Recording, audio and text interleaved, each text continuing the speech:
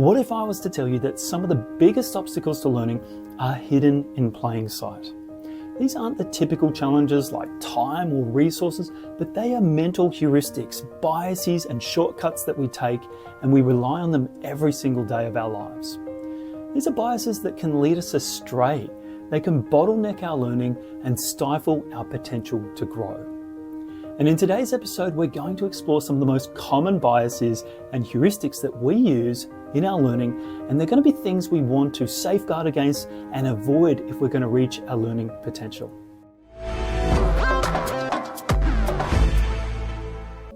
G'day, I'm Luke Rowe, University lecturer and researcher who specialises in the science of learning. And in today's episode, we're going to uncover 7 of the most common biases and bottlenecks that impact our learning. And we're going to explore how understanding them can help us become better learners and better educators.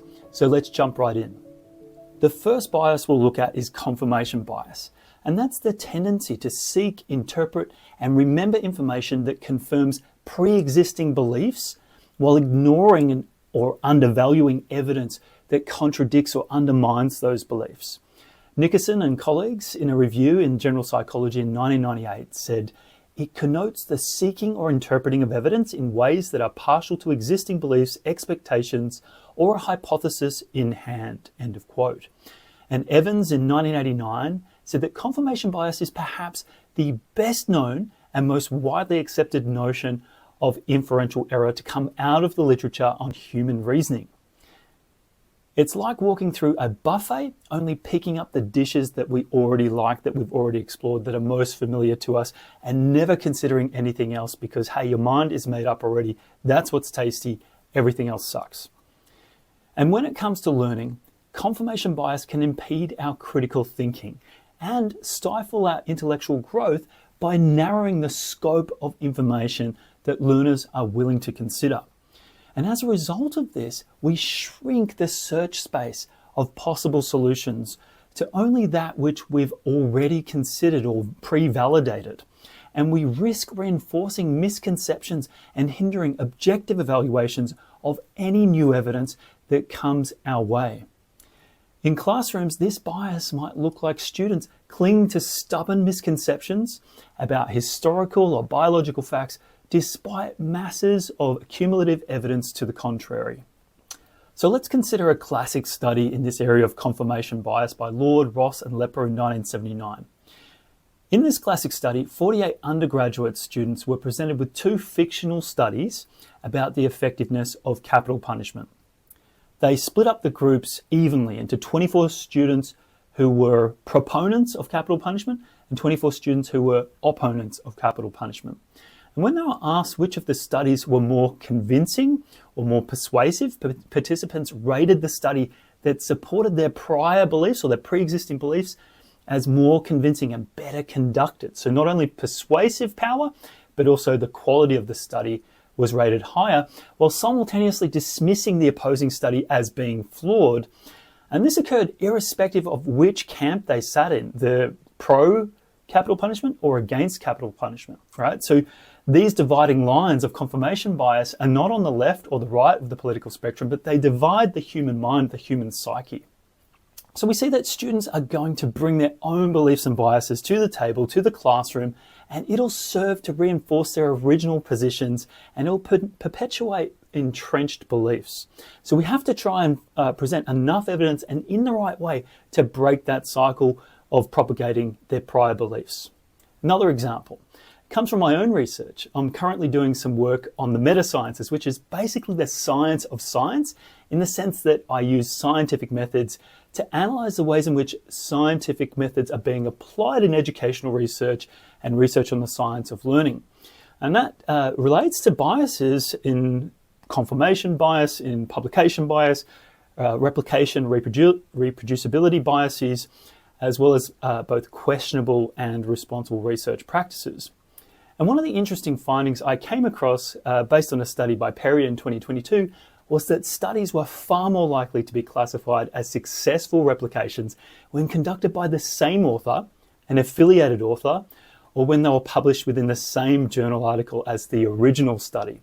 And this was also confirmed by an earlier review in the replication rates of educational research by McKell and Plucker in 2014, who used similar methods.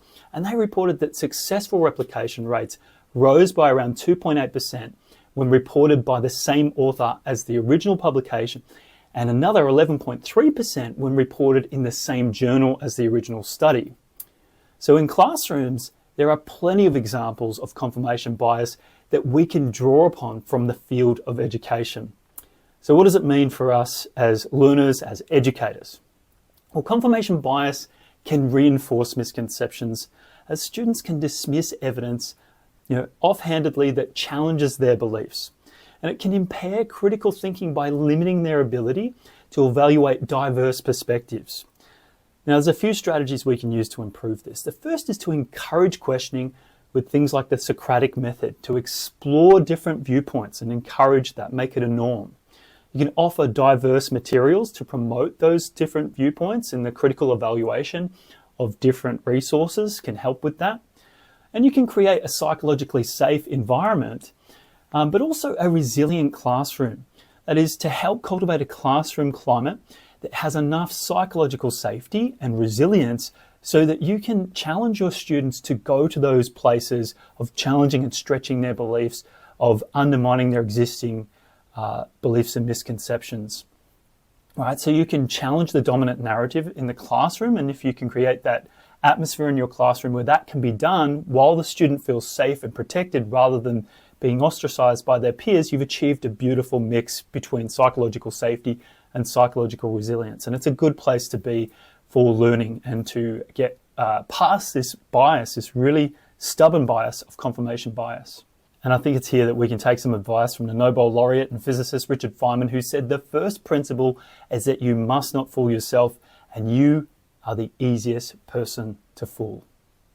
The next bias we'll explore is the Dunning-Kruger effect, which is an appellation based on the researchers who first discovered this phenomenon when they observed that individuals with lower abilities tend to overestimate their competence, while individuals with higher abilities tend to underestimate their competence.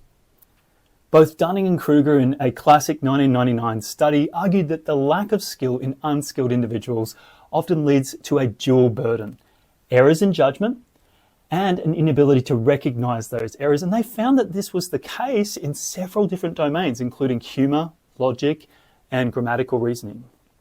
Kruger and Dunning said it this way: people tend to hold overly favorable views of their abilities in many social and intellectual domains. They suggested that this overestimation occurs in part because people who are unskilled in these domains suffer a dual burden. Not only do these people reach erroneous conclusions and make unfortunate choices, but their incompetence robs them of the metacognitive ability to realize it. Now, the main research piece that gave rise to this now famous observation was based on a series of experiments by Kruger and Dunning, that 1999 paper in the Journal of Personality and Social Psychology. They aimed to explore the relationship between actual competence and self-perceived competence in various cognitive tasks. So this, what we can often put down to the confidence-competence calibration or mismatch. They used a basic methodology with 65 undergraduate students who completed tests in humor, logical reasoning, and English grammar. And after each test, the participants estimated their performance and compared it to their peers. And the results showed that participants in the bottom quartile consistently overestimated their abilities, often placing themselves in the top half of performers. And conversely, high performers slightly underestimated their abilities, but were much more accurate than the lower performers. One of the takeaway interpretations of the authors was that the overestimation among low performers stems from a lack of metacognitive ability to evaluate their knowledge and to do so accurately. So that metacognitive self-awareness and calibration was missing. Now, for high performers, the effect was attributed to an assumption that tasks are equally easy or difficult for others. So they projected that what's difficult for them is also difficult for others.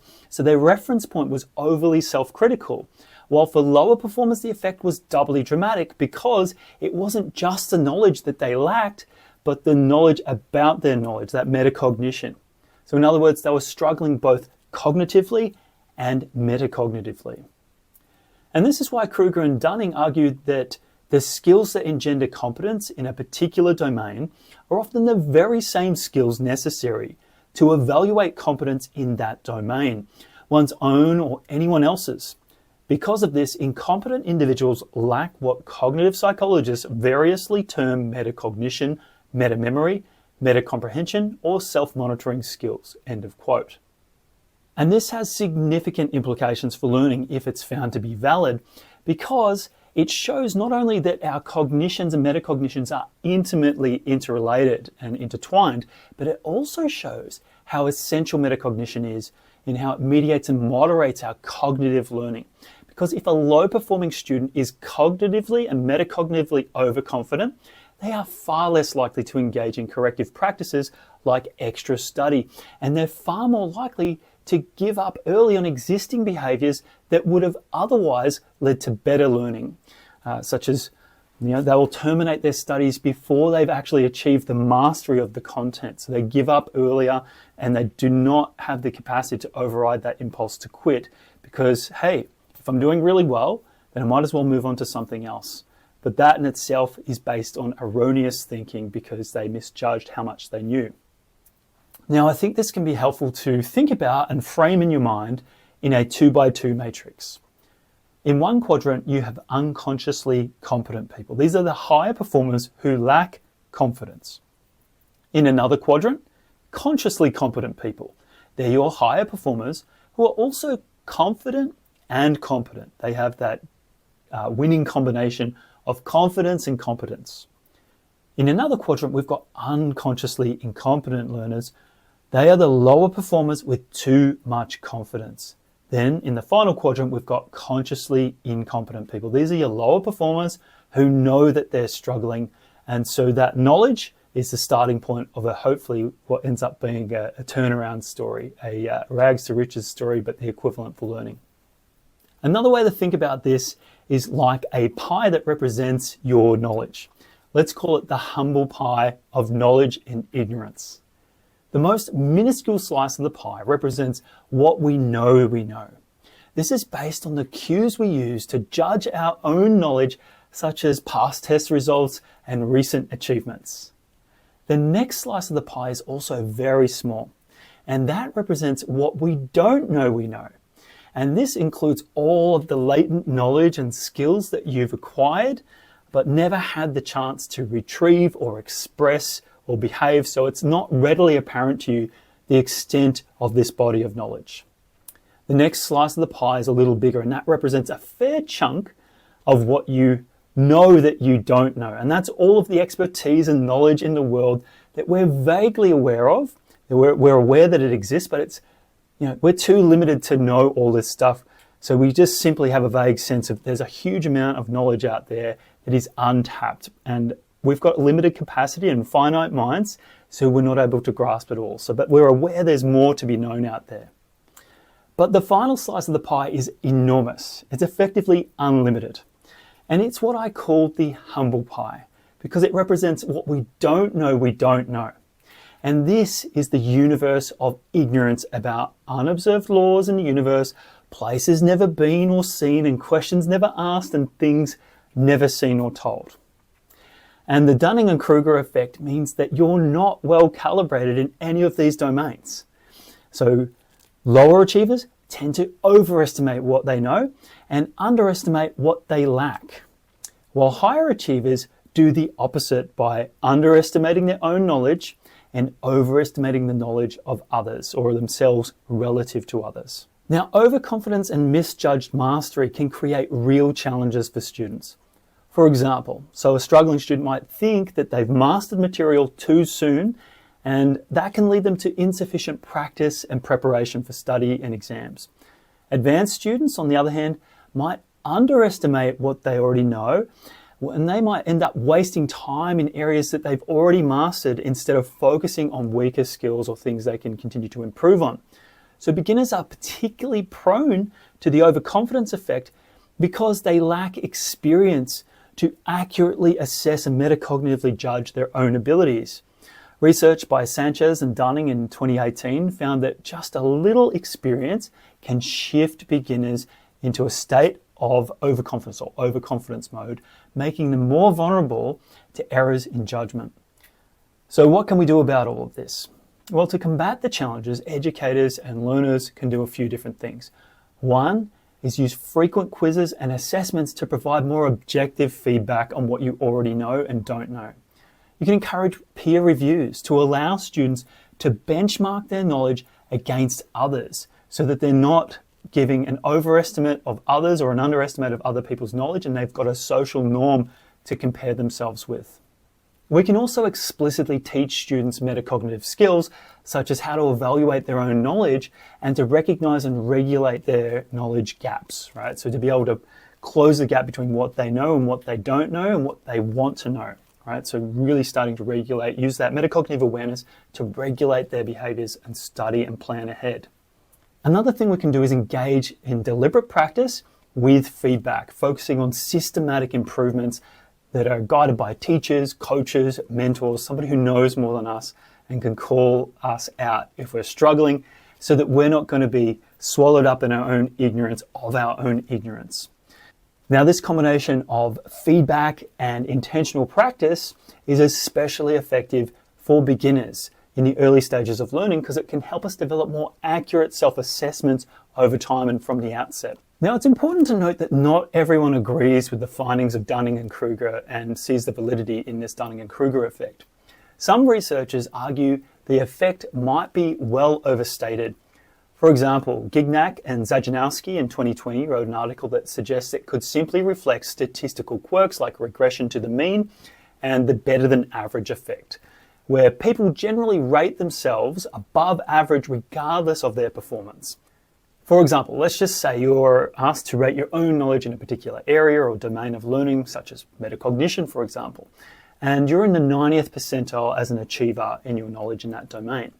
Your metacognitive miscalibrations could be suppressed by the lower ceiling on your judgments. That is, you've effectively got less room for error in your judging of the gap between what you know and what you don't know. And naturally, if everyone thinks that they're better than average, those who actually are better than average will be more correct than those who are not. So you've got less margin for error in your self-judgments. So the miscalibration, the metacognitive miscalibration, might in fact be rigged to be overly sensitive to lower achievers or people at the lower end of the continuum of that knowledge and suppress metacognitive miscalibrations at the upper end of the distribution among higher achievers when they make judgments of what they know. Now, I thought it might be helpful to illustrate this point with a whiteboard. On the y-axis, we've got the total percentage, the objective number of items correct along a percentage continuum. So 0%, I got 0 correct on the test. 100%, I got 100% of the questions right. Let's just say it's out of 10 multiple choice questions. If I got 8 of them correct, I'd be here at 80%, right? I'd track along 80%. On the x-axis, you've got another percentage continuum. Over here, 0%, over here, 100%. And this is an estimation, my own judgment of how much I knew. So it's a judgment of knowledge or a judgment of learning. So JOLs or JOKs, depending on which framing you want to do for that. So with the Dunning-Kruger effect, according to that observation, you've got the people who are higher objectively on their ability on the test, they're going to be over here. So someone who gets 80% is going to be here, but they're going to be lower on confidence. Let's say 80% and 40%, they're going to be somewhere here, right? Then there's going to be somebody who gets 100%, and let's just say their confidence is around 60%. So we'll track that here, and that person's there. So there's 2 markers here.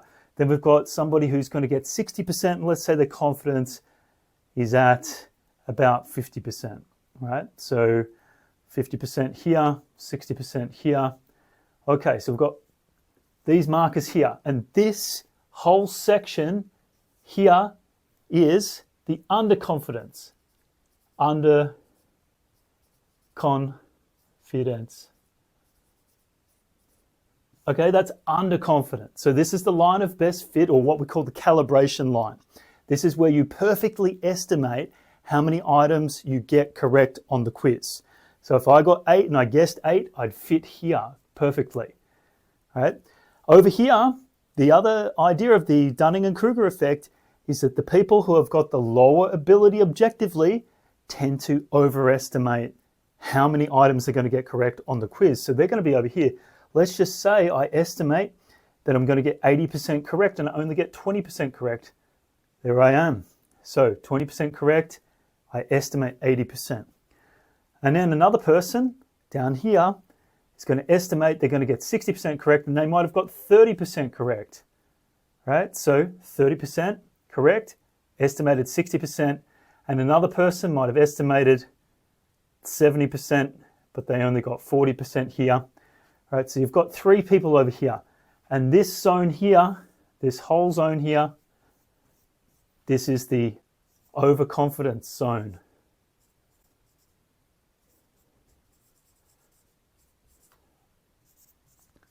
Right? So that's the overconfidence zone. And so this is where we overestimate how many items we're going to get correct on the test, and then we get the objective results back, and we've overestimated by a various, quite a bit of error. And what their argument is that the people, in terms of the people at this end in the overconfident zone, they have higher error. That means they've got more distance away from the line of best fit than the people here have less error.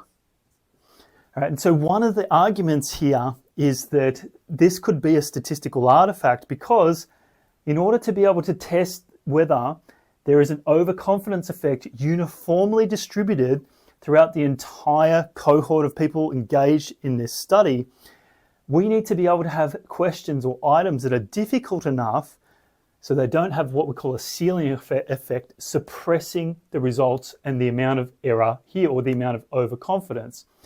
Right? So what we need to do is we need to have items that are really difficult, so that if we had a line of best fit up here that went asymptotically right into infinity, we could have potentially a uniformly distributed margin of error where people are eventually found to be overconfident in each sort of uniformly in terms of the amount of distance from the line of best fit right up until the highest ability people.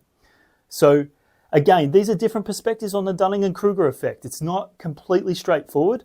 It's got really seductive mimetic qualities where it's just caught on to the popular zeitgeist, but there are some statistical problems with it, and I think we need to be careful of it. The more robust finding here is the overconfidence effect. And if I was going to put my money on anything, people who are high ability people are also going to be overconfident. And if you give them a hard enough problem or a more difficult problem, as we'll see later with the hard easy effect, they're also going to have a large error signal where they'll guess themselves to be 100% when in fact they might be 80%, or to guess themselves to be 100% when they might in fact be 60%.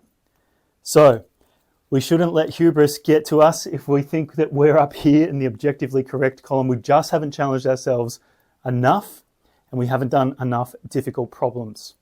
And just a shout out to my daughter, Millie. She wanted to do this drawing and have it in the video. She thinks it's a portrait of me. There's the resemblance. What do you think? And while debate continues amongst researchers about this phenomenon, the core message remains. Learning thrives when we accurately assess what we already know, our own knowledge and skills, and when we accurately know what we don't know and what we cannot yet do.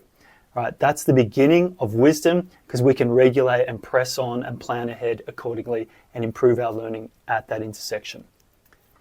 Now, the third bias that bottlenecks our learning is the overconfidence effect. And this refers to a tendency for us as individuals to exhibit unwarranted confidence in our judgments or our knowledge relative to our actual abilities. And it tends to result from a systematic overestimation of our understanding or our competence. So it's being overly confident despite the fact that our competence is down a few notches from that. Now, it isn't a new phenomenon, and it's been around for as long as the human condition has been analysed and monitored. For example, Socrates was famous for claiming that confidence is ignorance's most faithful companion. However, it wasn't until recent years that we began to fully grasp what it meant for how we think about our own capacity to learn, how smart we think we are, and our own academic self-concept.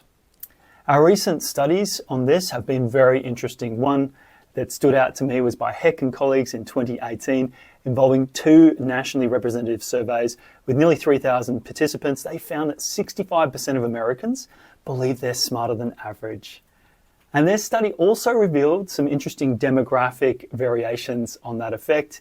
For example, men and younger individuals were significantly more likely than women and older individuals to express overconfidence in their intelligence and in their abilities. So potentially no surprises there. And another probably unsurprising, but I think interesting fact is that those with higher levels of education were more accurate with their perception of their own intelligence and their own abilities, suggesting that education can help calibrate our self-judgments of learning, because we can look back on our past achievements as a reference point in making those self-judgments. However, among the least educated, a majority believed that they were well above average, and that tends to be a fairly universal phenomenon. But as with the Dunning-Kruger effect, this could have ceiling effects that in fact suppress what would otherwise be a consistent overconfidence effect all the way through. If only we had enough difficult tasks that would reveal the errors in judgment of the people who are above average, we could potentially see that they deviate from their metacognitive calibrations of what they know and what they think they know. And because this is such a well-studied area of psychology, there's been several decades of good quality research investigating it in the context of education and learning. For example, an excellent study by Dunlosky and Rawson, who are 2 of my favorite learning scientists, they are learning rock stars. It highlights how overconfidence in learning undermines retention and achievement and ultimately our learning. Through experiments on college students learning definitions of key terms in biology and psychology, they found that inaccurate self-evaluations, particularly overconfidence, led to premature termination of study and poorer long-term retention. Whereas improved judgment accuracy, which was facilitated by structured feedback using exemplar responses that met or exceeded the expected standard or benchmark, significantly enhanced retention by guiding students to focus on material that they had not yet mastered, to really focus on where they were weakest with their knowledge. One of the problems, though, was that the overconfidence effect could lead to the students who needed the feedback most dismissing the corrective feedback, so that they were unteachable in a sense, and that would perpetuate their errors and misconceptions. So in a nutshell, overconfidence can make us unteachable, unwilling to learn from others, when we're most likely to benefit from that learning and teaching from others. So that shields us from the world becoming our library when we are overconfident. So a little bit of humility can go a long way for learning. Now, for educators and for students, these kinds of findings underscore just how important it is to teach and learn metacognitive skills and to incorporate tools like frequent assessments, objective assessments, to help calibrate our self-evaluations so that we don't fall into the trap of terminating our study too early and giving up on our studies too early, so we can instead target our learning gaps with the most effective learning strategies and press on with effort and intensity for the duration needed to attain mastery in that area. Now, it's important to know that the overconfidence effect and the Dunning-Kruger effect, they're both very closely related. In fact, Gignac and Zajanowski, in the 2020 article I mentioned earlier, argue that the Dunning-Kruger effect is an obfuscation of the linear continuation of the overconfidence effect in the upper end of the achievement distribution. In their view, much of the miscalibration in judgments of learning among higher achievers is just a ceiling effect, where the gap between actual and professed knowledge and skills tends to have less room to go wrong as we get closer to full marks on a given assessment or evaluation of knowledge and skills, which often a lot of these assessments that we give people in experiments have a very low ceiling on them. There might be 10 questions. They've got to be minimally invasive to people's time. Otherwise, they don't get passed in ethical, human ethics research committees. Don't pass them if they take too much time. So we often make them sort of toy exams or toy tests. And they don't always reflect the real world. where in the real world you might see that the overconfidence effect is equally pressing and poignant for everyone, not just the lower end of the distribution. Now, another interesting feature of this phenomenon of the overconfidence effect extends beyond skills and knowledge evaluation and into the domain of decision making and life choices. It often results in people having higher risk behaviors and taking steps towards higher risk activities. And that can be particularly in young males. As I mentioned before, young males tend to be more overconfident. But this is all hypothesized to align with what we call the psychological immune hypothesis, where the confidence we have is said to mitigate our anxiety associated with risk taking, so it attenuates that anxiety down so that we're more likely to take risks. The concept of the psychological immune system was first hypothesized, in its modern form at least, by Daniel Gilbert and his colleagues, and the context, it was in the context of how individuals maintain psychological well-being despite facing enormous challenges in their day-to-day lives. Gilbert's own work in the 1990s and the early 2000s described how cognitive and emotional mechanisms such as the rationalization and the reappraisal mechanisms help individuals go into a sense of self-preservation. And it helps them cope with the adversity and to maintain a sense of equilibrium where risk and opportunity are balanced in favor of the survival of the species and not always at the level or favoring the level or conferring a benefit to the individual. So there can be group benefits from individual risk taking, and that's why the genes towards overconfidence can propagate so universally through the species, particularly the young men. They tend to take the hit for the better survival rates of the species, even if it means it's at their own expense. Now, you might also encounter some others who call this overconfidence effect the better than average effect rather than the overconfidence effect. And these two terms, the better than average effect and the overconfidence effect, are basically the same thing.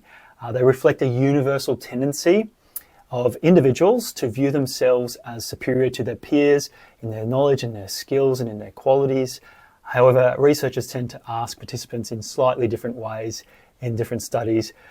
For example, the better than average effect, they would say, don't just make a judgment of your learning on a scale of 0 to 100, but do so in relation to the average person. How do you feel you stack up against the average person? Are you better than average? Are you worse than average? And by how much? So that's where they calibrate the indices around the better than average effect, as opposed to just plain overconfidence, which is often measured on a scale of 0 to 100. So you can see when we're asked how we stack up against the average person, whatever that is, we tend to see that well over half of those who are sampled in asking those questions tend to rate themselves above others. They rate themselves as better than average, despite the statistical impossibility that more than half of those representative samples in a given domain of learning are in fact better than average. It's statistically impossible, but we still have a tendency, a fairly uniform tendency to do so. So we see this for people's judgments about driving cars, about how good looking they think they are, even how well they perform in their romantic relationships.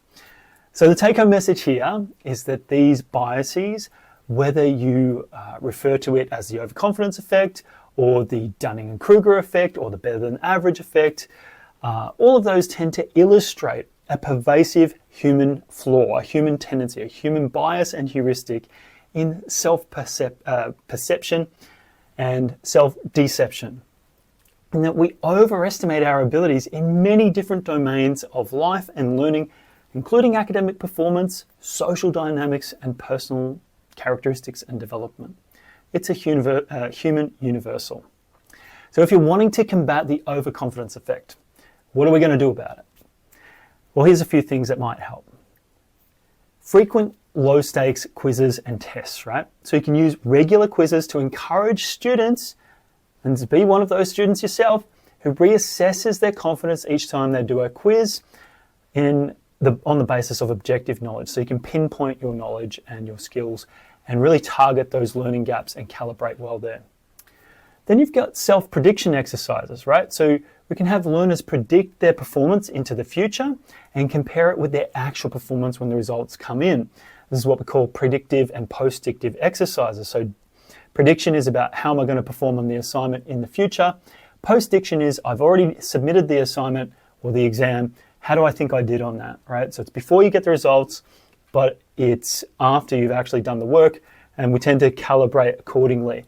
And those expectations that we prime ourselves to around what we expect our results to be, then getting the wake-up call and the dose of reality when they come in can be a really important metacognitive calibration exercise so that we've got better judgments of learning into the future. The other thing we can do is experience direct and explicit instruction on metacognitive skills training.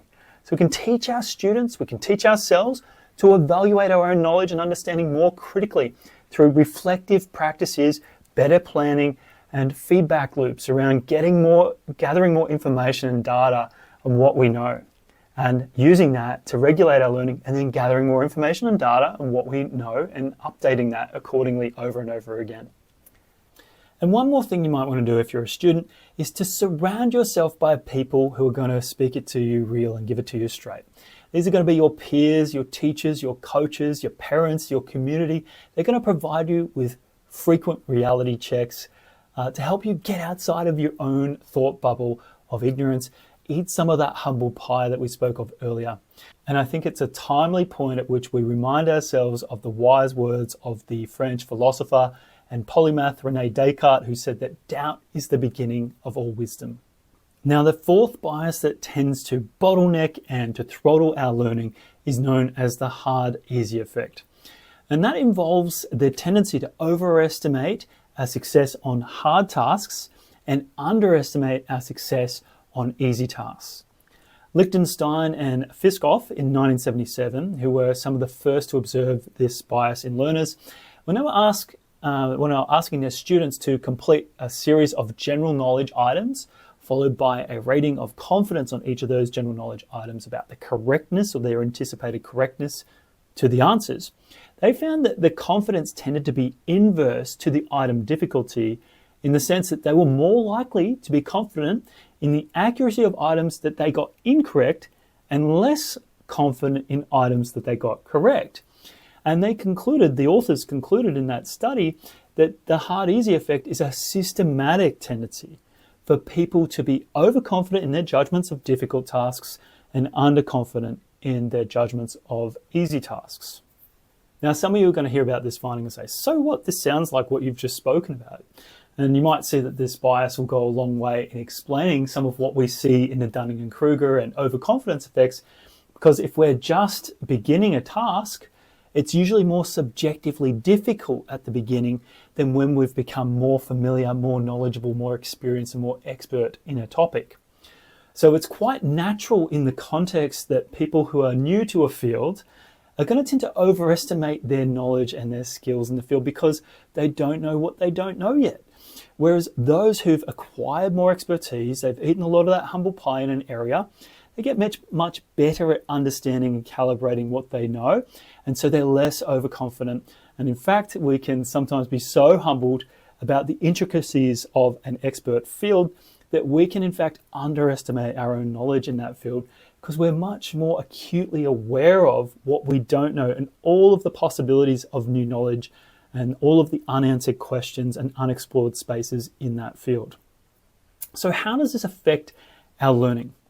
Well, if you think about it, it's the same kinds of risks that we saw with the other types of biases, like the overconfidence effect, in that, it distorts our judgment of learning, and it can lead us to under or overestimate how much time or effort or skills are needed to allocate to moving from novice to mastery over a topic or skill or knowledge domain. Now, the way this plays out is that learners who are new to the scene often overinvest into easier tasks because they might overestimate the difficulty of learning it and underestimate how much time that they should invest in a difficult task because they're overconfident on the harder tasks. Now, let's just imagine you're a student studying for a history exam. Now, for the easy content, such as naming world leaders, both past and present, you might underestimate your ability in that area and spend more time than necessary really working on that, refining your knowledge in that area, because you believe that you're not very good at your knowledge, you don't have much good knowledge in that area. Now, conversely, for the harder topics like analysing economic policies and patterns of the times, the student, you could overestimate your ability and therefore underestimate how much work you need to do studying that topic and those difficult topics, so that where you're allocating your study time is actually towards the easier tasks when you should be allocating your study time towards the more difficult tasks.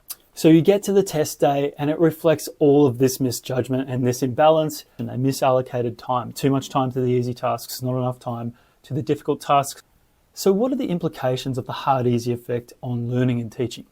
We can talk about this idea of a balanced resource allocation, right?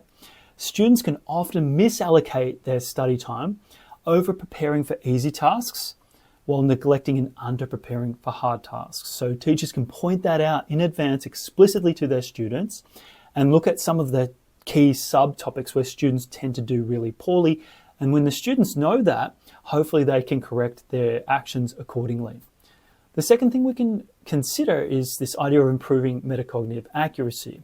The hard-easy effect, it highlights the need for improving our self-awareness, our self-assessment and self-knowledge and judgment skills.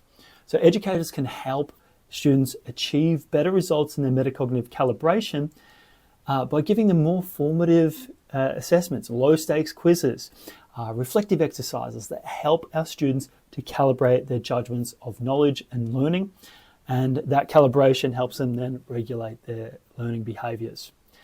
The other thing we can do is to scaffold learning, and we can mitigate overconfidence in the harder tasks by scaffolding or by breaking up the harder tasks into less complex, easier tasks, right? So you can make the harder easier. And so students might end up putting more time in those areas or seeing the problem in a less daunting way where they just say, yeah, I should be able to do that. Or generally I know about that topic. So break it down into smaller chunks.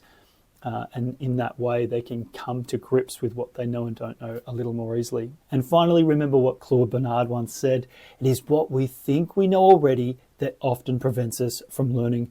And if we think we know more about complex topics, we will learn less about complex topics. Now, the fifth bias is the illusion of competence. And this is a cognitive bias where individuals falsely believe that they've mastered the study material through passive study strategies like rereading, highlighting, underlining, without even engaging in any active testing or application, so that they have no sense of their objective knowledge. Dalnowski and Nelson in 1994 highlighted this issue in their study where they observed that students' judgment of learning, or what we call JOLs, are often inflated after massed study, leading to an illusion of competence. And mass study is when you just do massive blocks of study where you don't have moments of distributed or interleaved breaks where you can gather your and collect on and reflect upon what you already know and consolidate what you already know and get a sense of testing what you already know and getting some more objective feedback there. So when we mass our study, we pile it all together in a single episode as opposed to distributing it over time. And by the same token, in their study, students were less confident in their knowledge after having spaced or distributed practice, despite the fact that they learned far more under spaced or distributed practice conditions compared to the massed practice conditions. So as with the other biases, this illusion creates a significant gap between perceived and actual competence. Now, students often feel confident and prepared after passive engagement with materials, but this confidence is misplaced. It doesn't translate into performance during our objective evaluations of knowledge. Let me tell you about a fascinating study by Karoit and Bjork in 2005, again two rock stars of the learning sciences. They shed light on how learners misjudge their abilities during study in relation to illusions of competence. Here's what they did. Participants learned word pairs and were asked to predict how well they'd recall the second word when cued with the first. The researchers specifically examined how the relationship between the pairs, that is, whether the relationship was strong, weak, or unrelated, influenced those predictions. Now, what did they find? Well, they found that learners consistently overestimated their ability to recall the words from pairs that were weakly or unrelated, likely because they judged their understanding based on how easily the words seemed connected during their study, so that fluency illusion. not on how they perform under test conditions. So they didn't have objective anchors to calibrate their expectations or objective cues. So the key takeaway is that learners often base their confidence on immediate feelings of familiarity or fluency feelings, leading to illusions of competence. And teachers and learners can address this by using strategies like self-testing or delaying judgments of learning to help better align confidence with actual ability by giving opportunities for reflective practices to take place, for self-evaluative judgments, for social comparisons to take place. So the implications for learning in the illusions of competence are obvious. The first is that students feel that they've mastered content after passive review, and that can lead them to have poor test performance because they don't study as much. Then the other direct impact on the test performance is that when we do those passive review strategies, the encoding, the initial encoding, the actual learning is not as effective. So your judgments of learning are misguided and your actual learning is shallow and can, easy come, easy go. It's easily interfered with and disturbed and displaced as knowledge. So it's not sticking over time. So what are we going to do about all of these illusions of competence in our learning? Well, here's a few takeaway points that could hopefully help you. First is that we're going to encourage active learning, right? So we're going to use strategies like self-testing, quizzes, retrieval practice to help gauge our real objective understanding of a topic and to improve our retention. It's not just an assessment of learning, but an assessment for learning. We can also delay assessments because that teaches us to evaluate and reflect on our own learning after some time has passed to avoid the overconfidence effect, right? We know that when there's time passing by, our memory, our initial memory really does drop off a cliff. And that second attempt at recall is a bit of a wake-up call. Once we get a bit of distance, all of that tends to attenuate downwards and we get less overconfident. And as a result, we're more accurate with our metacognitive calibrations. The final thing you can do is to have a strong sense of metacognitive awareness. All right, so when students understand biases, these types of biases, such as the illusion of competence, they're going to be more likely to question their own confidence and to seek more reliable means of anchoring their judgments of learning and assessing and evaluating their knowledge. So if we can teach them that our mind is often an unreliable source of information, our intuitions are often unreliable, they'll seek out more objective cues to inform their judgments. Now, the next bias is known as the planning fallacy, and it describes our tendency to underestimate the time, effort, and resources required to complete tasks. So it's a fairly basic bias, but it's very significant, as you'll see. Bueller and colleagues ran a lovely study in 1994 on this, and they described the fallacy as a tendency to hold a confident belief that one's own project will proceed as planned, even while knowing that the vast majority of similar projects have run late, end of quote. So where does this bias stem from? Where does it originate? Now, one of the lines of reasoning suggests that it stems from the individual sense of having focused on best case scenarios or wishful thinking. What's often called in the literature the inside view, while neglecting a historical, more objective data from historical sources, what's often called the outside view. And taking the inside view, or basing our anchors of judgments on our own intuitions, that can lead to things like procrastination, last-minute failures and flurries to get things done, and inefficient time management, time allocation. Ultimately, it can compromise outcomes in the most severe way by failing altogether or not getting things done in the time that we have for them. In their seminal work in 1977, in a report entitled Intuitive Prediction, Biases and Corrective Procedures, Daniel Kahneman and Amos Tversky, the Nobel laureates, explored various cognitive biases that affect human judgments. It's a now famous report. And they talked about these things in relation to decision-making, planning, and among these they introduced the concept of the planning fallacy, describing it as the tendency for individuals to underestimate the time, costs, and risks associated with future actions, while overestimating the benefits, or what we call the optimism bias.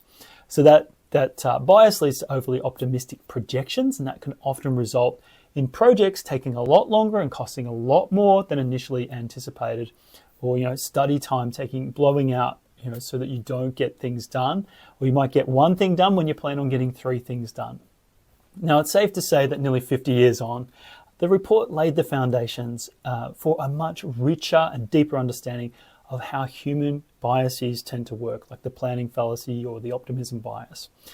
They can systematically skew our judgment, and they emphasize the importance of incorporating historical data and probabilistic base rate thinking into our planning and forecasting process. So best way to predict the future is to benchmark it against base rates that are based on the past, real things that actually happened, not fanciful or wishful thinking that projects into the future.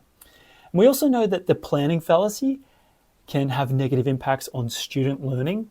For example, a study by Bueller, Griffin, and Ross in 1994 investigated how students estimate time for completing their assignments and explored the gap between the predicted and actual completion times for their assignments. And they found that on average, students predicted that they'd complete the tasks in approximately 75% of the time that it actually took them to complete the task. So they were out by about 25%. Now, even after being reminded of similar past experiences of underestimating the time, participants still exhibited what the authors called the optimism bias, the wishful thinking that nothing's going to go wrong, that they're going to learn and submit their assignments on time. So even when they hear about these biases, it doesn't actually help them that much. Now, it's studies like this that highlight the pervasiveness of the planning fallacy and optimism bias in academic settings. And I think the authors did a good job of demonstrating how optimistic projections and wishful thinking can compromise task quality and lead to missed deadlines or even things just not getting done. They also suggested that by incorporating strategies like reference class forecasting, which is where students can compare their projects that they're doing now to similar projects or past tasks that they did, and use that as an anchor to help improve the accuracy in planning and reduce the negative impacts of that optimism bias and the planning fallacy. So there are a lot of implications for learning and teaching and education more generally. The first, I think, is for procrastination, right? Because students might delay starting tasks that they believe they're going to finish really quickly. And that can lead to rushed and lower quality work in the end when they wake up to the reality of how long it's going to take them. Then there's missed opportunities. So we can underestimate task complexity and as a result, skip the valuable review or preparation steps involved in really coming to terms with that complexity. Now, we can do plenty of things to help mitigate and attenuate this bias or even eliminate it altogether. One of the first is we can teach backward planning or backward design. So starting from the deadline and breaking the task into smaller chunks, manageable steps, and working back from there. According to one study by Boletto and colleagues in 2024, so a recent one, they said a backward planning approach improved on-time submission rates by a whopping 40%. So we can encourage learners to track their actual time use for better future estimates. So keeping a learning journal so that we can anchor on that in the future is always helpful. Now, another thing we can do or advise others to is to build some extra buffer time to account for those unforeseen challenges or delays. And another thing we talked about before is adopting that outside view, that more objective view, where you can use past experiences and other people's past experiences to anchor our estimates of the completion times instead of the inside view where we use our intuitions and our fanciful thinking and the optimism bias to anchor our judgments and projections of when the task is going to be completed.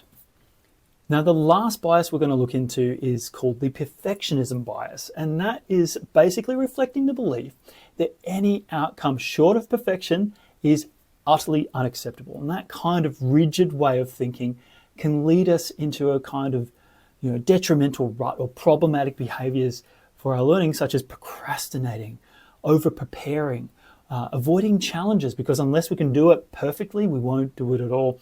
And often when we do it and we don't meet those expectations, it can result in self-loathing, and ultimately it can hinder our academic learning and our personal growth and harm our character, harm us as individuals, both from a well-being perspective, and it could shrink our lives. So it's a very important bias to pay attention to, and if you fall trapped to the perfectionism bias, then listen up. Let's talk about what it means and some of the strategies that might help you overcome that bias. So what does this perfectionism bias mean for students? Well, one of the things I see my own students doing a lot of is that they might finesse the finer details and over-edit their assignments, really majoring in the minor things at the tail end of their assignments. So they can dedicate a disproportionate amount of time to revising their essays or their projects to try and achieve to go from the 80% mark to the 100% mark. And they might leave little time for other critical tasks. So they have a very likely imbalance in the way that they're allocating their time across all of their different learning goals, because they just want to get perfect on all of them. And they have to do one thing at a time. The thing that they're doing now is what they're going to do perfectly at. Everything else can wait. And often those other things they do very poorly in. And that one task, they might have done really well on it, but it was at the expense of doing at the standard or completing things at the standard for the other tasks. So it can really cause a myopia of imbalanced study and effort allocation. And as life goes, with a twist of irony, the attempts at perfectionism actually are inverse to the intended outcome. So according to Lascalo and colleagues in 2019, perfectionism or maladaptive perfectionism negatively correlates with GPA, grade point average, because there's concerns about meeting those ideal standards, and it can reduce students' efficiency and their academic confidence can be stifled. And as a result, they don't have the momentum or the wherewithal to really press on and achieve their best results in a given area. The perfectionism is causing them anxiety and bearing down upon them. And as a result, they have to contend with the responsibility and the weight of the assessment requirements and the weight of living up to their own expectations, which can often crush them. So we've got to be very careful of embracing a perfectionist mentality. It can actually do the opposite to what we want it to do. Another thing to consider is that students who are perfectionists often avoid challenges. Perfectionists, they have this tendency to discourage or be discouraged from engaging in complex tasks that have a high risk of failure. And we know that when we engage in those types of tasks where we make mistakes and where failure is likely, that we learn a lot and we grow from that. But if we shield ourselves from those failures because anything less than perfect is not worthwhile, such as speaking in a foreign language or attempting a complex mathematical problem or equation. And if we avoid those types of things, we limit our growth. We stunt our growth because we limit the exposure to the feedback that the failure gives us, the objective feedback as well as the subjective feedback, people telling us what we did wrong and how we can go right next time. And so that kind of thing is pervasive in the literature on perfectionism. Lee and colleagues in 2020 observed that socially prescribed perfectionism fosters an external locus of control. And that's basically when you put your agency into outside things and give up your agency to fate or to circumstance, and you feel like you can't control your own situation.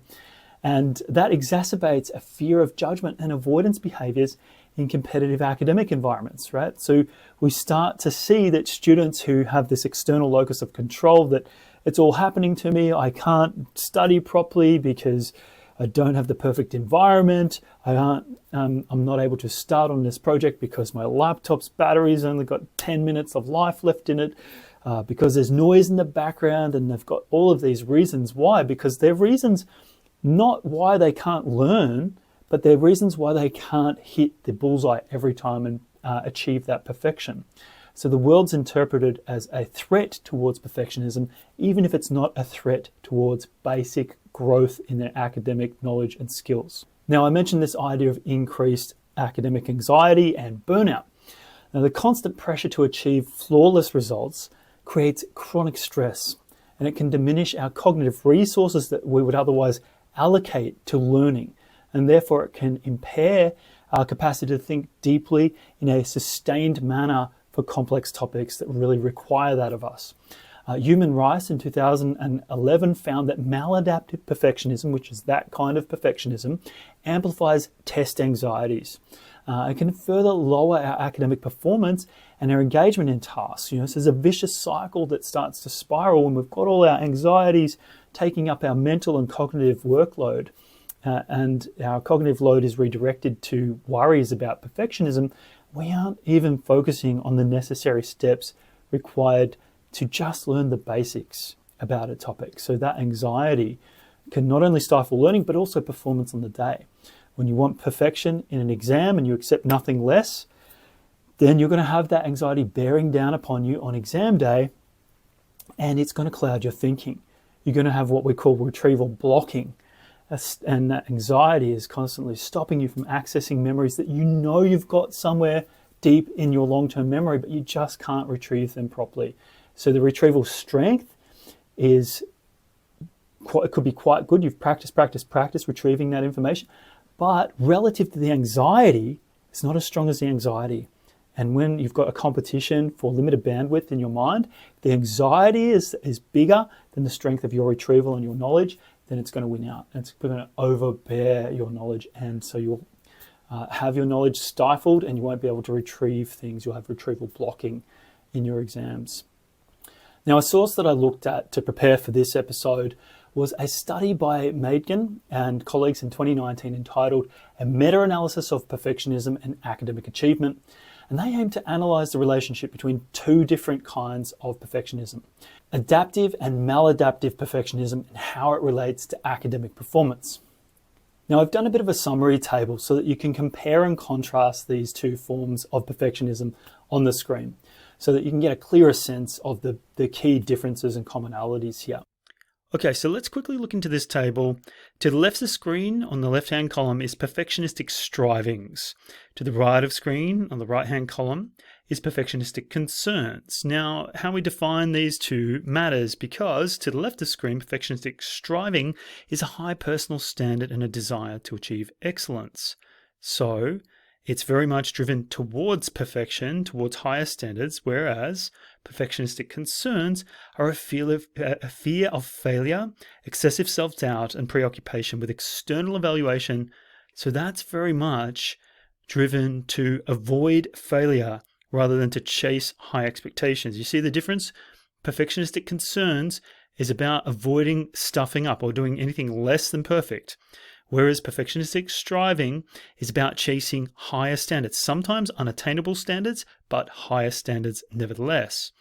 Now, talking about the differences in the motivation orientations, for perfectionistic strivings, you've got the intrinsic or internally driven motivation. These are people who have their own engines. They are focused on growth, learning, and personal improvement, sometimes at a very big personal cost. Whereas for perfectionistic concerns, they are driven by avoidance of failure and fear of criticism. So again, an away-orientated mentality for perfectionistic concerns and a toward high standards orientation for perfectionistic strivings. One from the inside out, perfectionistic strivings is an intrinsically driven focus, whereas the perfectionistic concerns are from the outside in. It's about avoiding the ridicule and shame and dishonor of anything less than perfect from the outside world. Okay, next row, impact on learning. Perfectionistic strivings, as much as it costs the individual in their welfare and their well-being, it does promote persistence and effective goal setting. It promotes higher standards. So there's a price that the individual bears upon their well-being, but it results in better learning outcomes. Whereas perfectionistic concerns lead to procrastination and avoidance of challenging tasks because, hey, why should I start doing something and expose myself to the risk of possible failure and ridicule from my peers and recognition that I'm something less than perfect? The perfectionistic strivings encourages active engagement with learning opportunities because we are willing to take a risk because we know that eventually we want excellence and risk-taking is required to get there. We have to make mistakes to become better. Perfectionistic concerns reduce academic confidence and cognitive resources because they're too busy spending all of our mental energy on worry about what could happen if, what would happen if, what if I don't achieve this unattainable standard, what if other people ridicule me, what if other people think less of me. So you have a lot of your mental bandwidth taken up by the anxiety, the fear of failure. The emotional consequences, of course, for perfectionistic strivings can often be positive in the sense that you get satisfaction from effort and incremental progress because you are getting closer to that asymptotic standard of perfection that you are striving for. Even though you may not get it, you are getting closer toward it. And that progress is what matters most to you. Whereas the emotional consequences for perfectionistic concerns are negative. They are anxiety driven and ultimately they'll burn you out and lead to chronic stress because they are about avoiding failure. They are about avoiding anything less than perfect. And guess what? sorry to tell you, that's unavoidable. You can't get perfection. And so if anything less than perfection is a failure to you, you're going to constantly be fearing that and reveling in the unavoidable there. The academic outcomes are different for each from an empirical perspective. The perfectionistic strivings, those who are orientated towards perfectionistic strivings will have positively correlated dispositions towards academic success. So if you fall within that disposition, there's a very small correlation, or it's not so small, a 0.2 correlation, Pearson's correlation, with perfectionistic strivings and academic achievement outcomes, so better grades. Whereas for perfectionistic concerns, those who have that disposition, there's a negative correlation with perfectionistic concerns and academic achievement outcomes.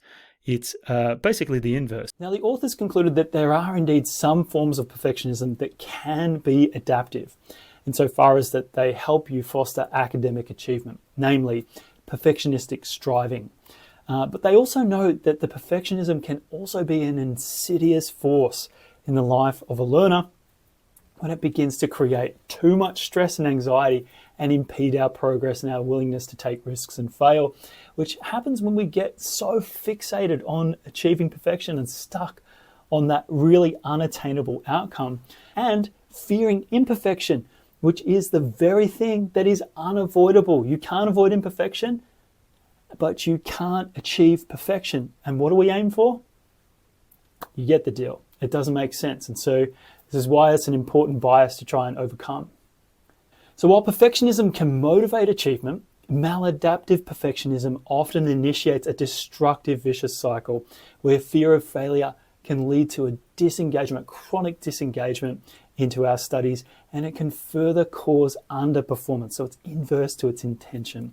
So what are we going to do about all this? That's the million-dollar question.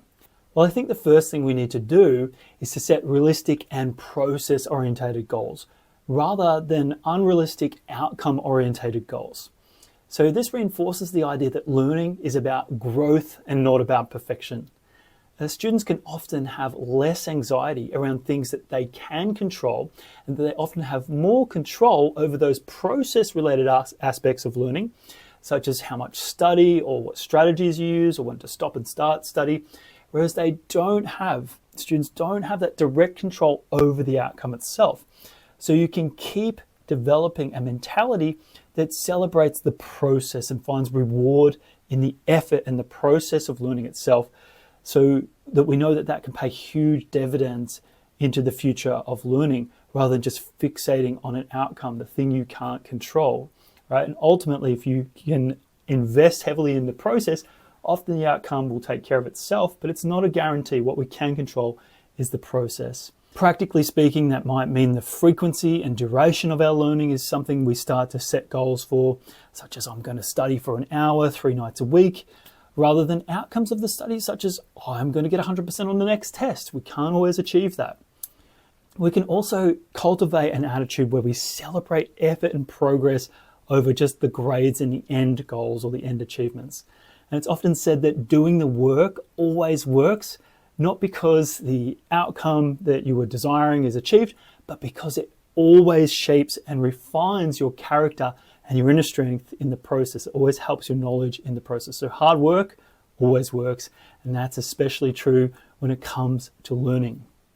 Another thing we can do is to discuss perfectionism's effects with a trusted friend or partner, somebody who we can get some advice around how to grapple with those issues of perfectionism. So if someone's gone through that before, hopefully they'll have some words of wisdom or even consolation and comfort for you. So don't go through that suffering with perfectionism alone. And finally, I think we can learn to embrace imperfection. And that's not the same as saying that we should celebrate or embrace a mediocrity. Don't get me wrong, that's not what I'm saying here. Rather, it's to see the bigger picture of life and to know that we're more likely to thrive in the longer run if we simply view mistakes as opportunities to improve, to learn, to grow, and not as personal failures that define us. And hopefully this can give us a sense of freedom, because no longer are we trying to avoid imperfections like the plague and chase perfectionism like some chimera, but we can have a much more strategic and fulfilling way of achieving our potential as a whole. Yes, imperfect, not always quite perfect, beautifully broken, but as a whole person, as a fulfilled person whose potential is full. So let me just do a quick recap. Now, we've explored 7 key biases and bottlenecks that can hold us back in learning. From the confirmation bias that we began with, which reinforces our misconceptions, to the illusion of competence, which can give us a false sense of confidence after we engage in passive study, which is really just an oxymoron because there's no such thing as passive learning. It's always got to be active and effortful. Happens from the inside out, not the outside in. We talked about the Dunning-Kruger effect, right? And how that can distort our self-assessments and lead us to biased judgments about how much we know and how much others know. And we talked about the planning fallacy and how that can lead us to underestimate the effort, the time, and the resources it takes to complete a task effectively. And finally, we talked about how perfectionism can paralyze us with unattainable expectations. And along the way, we unpacked studies and strategies to counter these biases. And hopefully we've helped you make more accurate judgments and given you the recipe to do so, to help make more accurate judgments of what you know, what you don't know, and the judgments of learning, so that you can allocate your effort more effectively, more wisely. And you can also embrace imperfection to free you up to achieve your potential and to grow as a human. Now, I think one of my goals in helping you understand these biases wasn't just to help you be an expert at finding out what's wrong in what you're doing with your learning. It's more about building better habits, building better mindsets, building better dispositions and strategies for learning. Whether you're a student or an educator, the key takeaway is this: we can all train ourselves to learn more effectively, even if only by a very small margin each time, by an inch at a time. And even if it means not just getting better at learning, but removing the barriers that stop us from achieving our potential. I think it's sometimes best achieved by challenging our assumptions, by testing our knowledge, and by prioritizing growth over perfection. And I think when we tackle our learning goals in this way, we can unlock our full potential and we can feel good in the process. Now, if you found this helpful, give the video a like and subscribe to the channel for more content on the science of learning. And don't forget to comment below. I'd love to engage with you on the comments. Tell me more about what learning biases resonate with you, or what I've missed out on and what I could do for future videos. So thank you so much for listening. I appreciate your time.